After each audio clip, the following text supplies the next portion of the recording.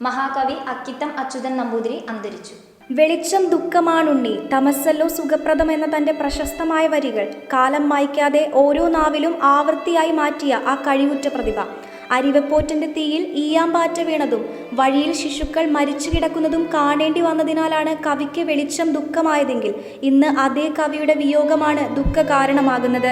മനസാക്ഷിയുടെ പൂക്കൾ, ബലിദർശനം, 20-ാം നൂറ്റാണ്ടിൻ്റെ ഇതിഹാസം തുടങ്ങിയ തൻ്റെ മാസ്മരിക ഭാവനകളെ കഥാപാത്രങ്ങളാക്കി മാറ്റിയപ്പോൾ വായനക്കാരുടെ ചിന്തകളെ വേറിട്ട ഇടനാഴിയിലൂടെ സഞ്ചരിക്കാൻ പഠിപ്പിച്ച ആ പ്രതിഭ ഇനിയില്ല എന്നത് വേദനാജനകമാണ്.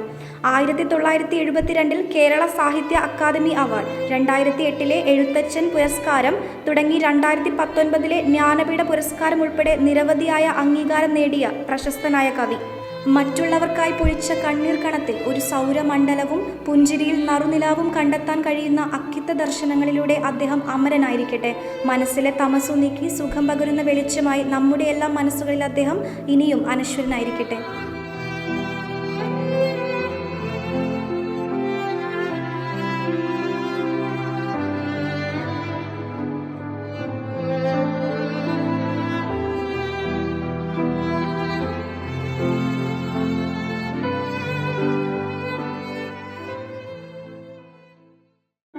ഒടുവിൽ കസേരയിലിരുന്നു ഗുരു മന്ദസ്മിത ഗൗരവം കൊണ്ടു ഞങ്ങളെ പുതപ്പിച്ചു.